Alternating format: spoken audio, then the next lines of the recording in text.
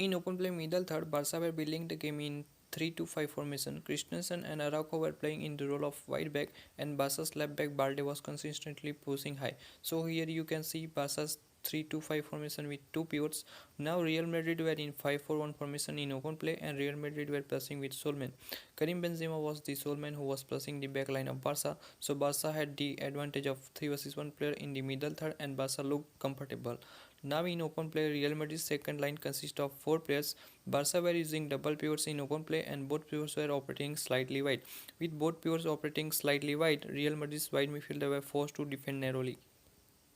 You can see here Modric and Vinicius Jr. were operating narrow and their position were in the half space. Due to the narrow operating of Vinicius Jr. and Modric, wide channels were being opened up for Barca. So there was a problem for Real Madrid.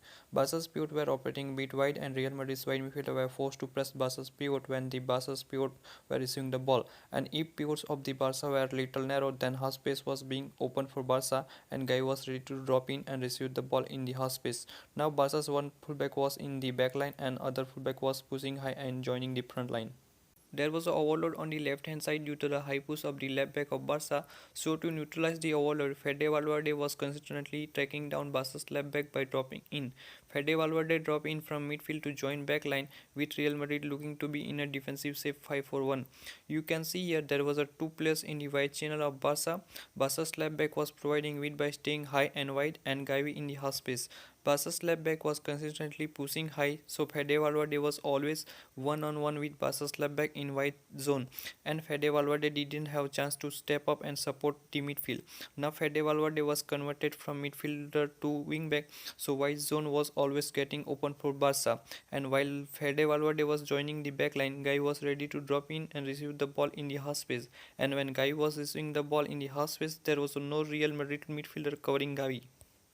Due to the position of wide midfielder Luka Modric being mostly central, Luka Modric was not able to cover Gavi. If Modric was trying to cover Gavi, then Modric was facing 2 vs 1 situation in front of Busquets and Gavi.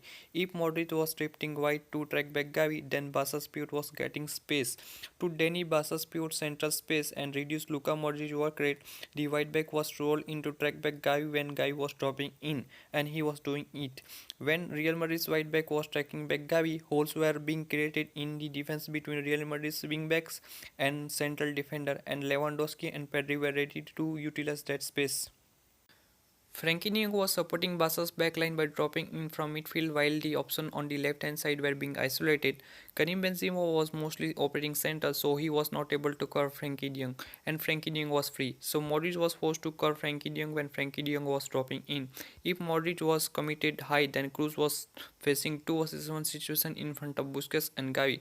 If Kroos was committed on Busquets, then space was opening up for Gavi between the line. You can see here Barca's midfield was dragging Kroos and Modric wide, so Camavinga was also being forced to drag wide, and the right hand side was getting open for Barca.